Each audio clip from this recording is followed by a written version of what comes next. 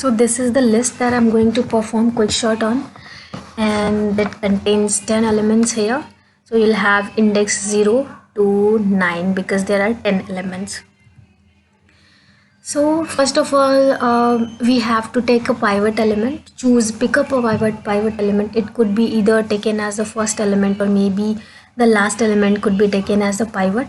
But here I have taken 72, which is the last element as pivot. You can pick even in the middle, but there is one thing that you have to keep in mind, that the elements which is to the left of pivot should be lesser than pivot, and the elements lying to the right side of pivot should be greater than or equal to pivot.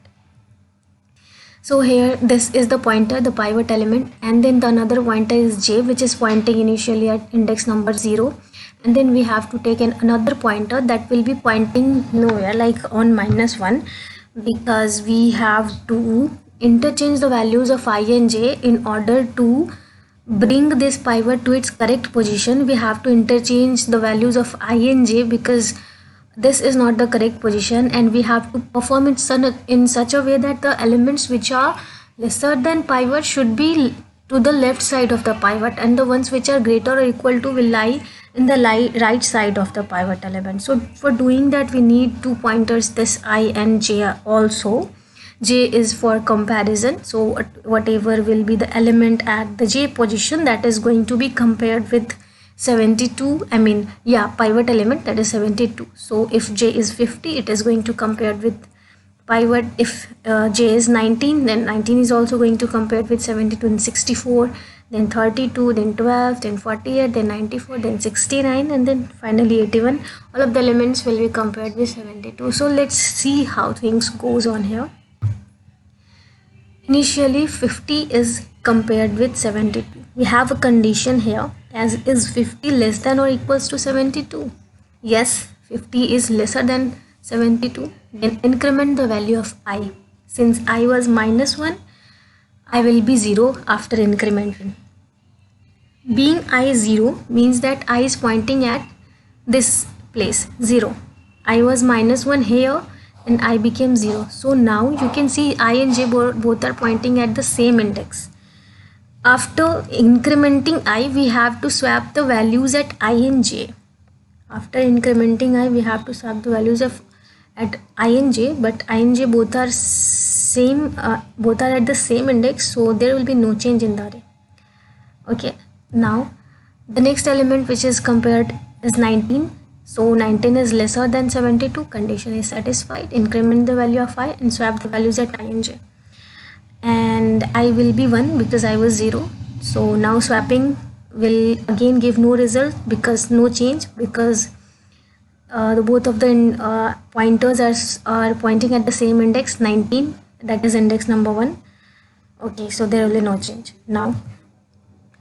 Now 64 will be compared with 72, condition satisfied. I will be incremented. I was 1, I became 2, and I and j both are pointing at same index, that is 32. No change will be there. Sorry, that is 64, and there is no change. Now j will be incremented, and j is 32, and 32 is lesser, so I will be incremented. I will be pointing at index 3. Again, I and j are pointing at same index, that is 3. So both are at the same index, and there will be no change. Again, 12 is compared with 72. Same thing happens here, because I and j will be pointing at the same index, that is 4. So there will be no change. Now 48 is also lesser than 72. Then I will be incremented, and the values at I and j will be swapped. Since I and j, after incrementing I and j both are pointing at the same index, that is 5, then there will be no change. Now in this case, you can see if 94 is greater than 72, so condition will fail here. If so happens, then there will be no change in the list. So now 94 is done, and you can increment the value of j, and 69 will be compared with 72. Since 69 is lesser than 72, then increment the value of I and swap the values at I and j. And here 69 is lesser than 72. You can see incremental here I is incremented, and 5 is incremented to 6. Then this is the value, 6 is 94. You can see in the second list here, 94 is here and 69 is here. I mean I is here and j is here. So swap these two values. 69 will be at the place of 94. 94 will be at the place of 69. So 69 is here and 94 is here. Now we are going to compare 81 with 72. Since 81 is greater than 72, condition will fail. Now 81 is also done. Now, okay, so we reached to this part, and after reaching this part, so if we consider the length of the array as n, then this part is n minus 1. Whenever we reach this part, n minus 1, because this is 1 lesser than n, so it will be n minus 1. So whenever we are going to reach at this position, so we have to increment I plus 1, and we have to swap the values at I plus 1 and pi 1. So this is I, and what is I plus 1? I is 6, so I plus 1 will be 7. So you have to swap the values of I plus 1 and pi 1. So you have to swap the values of 7 and 72. So the value at 7 is 94. So swap the values of 94 and 72. Okay, here you can see swap the values at 94 and 72. Here, after you swap, you will see something like this. Can you see this? The 72 is now at its correct position. We are not going to touch this part. And again, you can see the right side elements are greater than pivot and the left side's elements are lesser than pivot. So now this 72 came to its correct position and we are not going to touch it. And the right side also we are not going to touch it. It is sorted. Now you have to sort this left side. 50, 19, 64, 32, 12, 48, 69. Take 69 as pivot and sort it out. You can take 50 also. There is no big deal in it. 69 as pivot if we take here.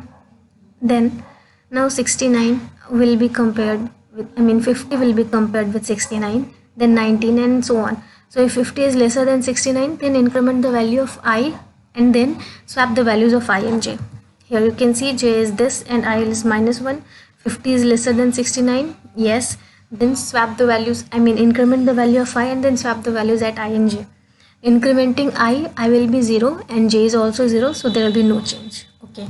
Now 19 is compared with 69. Since 19 is lesser than 69, then I will be incremented. So I will be at first index and j is also at first index. So swapping will give us no result.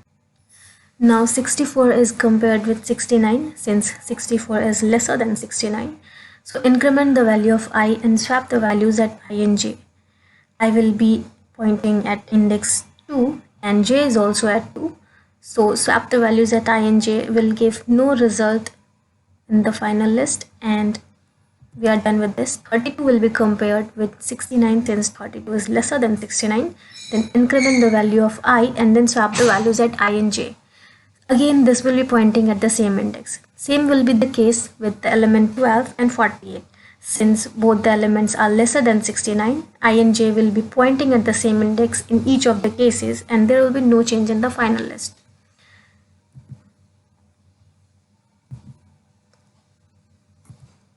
And 69 is at its correct position now. See, there were no such elements which were greater than 69. So 69 is the one which is lying at the rightmost side and there are no more elements to the right of 69 since there was 69 only which is greater in this list.